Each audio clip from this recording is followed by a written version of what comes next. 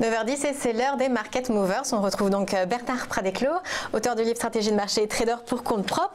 Alors la première valeur dont vous vouliez nous parler, c'était Sopra Steria.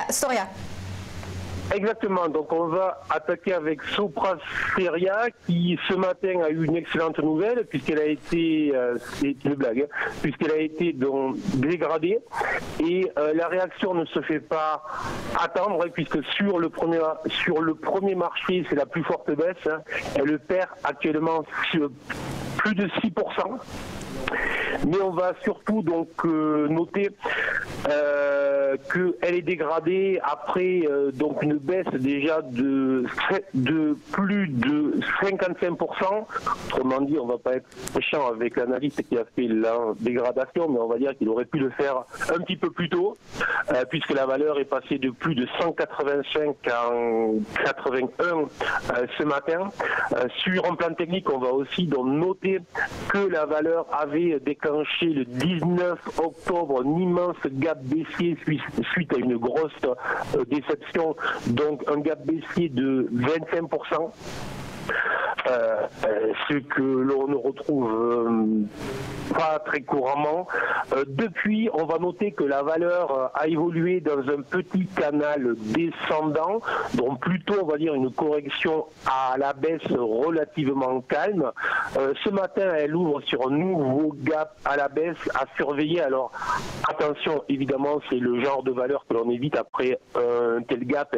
On l'a vu avec Atos, avec Altran, toutes ces valeurs qui vont déclencher de gros gaps. Je sais que certains traders très contrariens essayent de jouer, là j'emploie vraiment le terme à dessein, jouer un retour, jouer en fait un petit pullback. Donc déjà évidemment en bourse on ne joue jamais et même pour ceux qui veulent jouer, ne jouez pas ce type de mouvement car il est trop risqué. Donc, je conseille pour le moment de rester à l'écart. Alors, sur un plan purement technique, là, on va évacuer tous les éléments microéconomiques sur la valeur.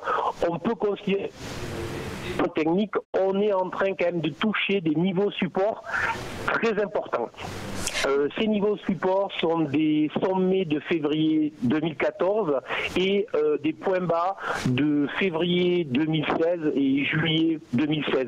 Autrement dit, ce sont des niveaux qui remontent à très longtemps et ce sont nécessairement des niveaux qui vont être regardés par tous les investisseurs et qui vont attirer le regard de certains qui vont se dire est-ce que l'on ne peut pas justement essayer de jouer après donc maintenant plusieurs semaines de latéralisation, essayer de reprendre cette valeur à l'achat.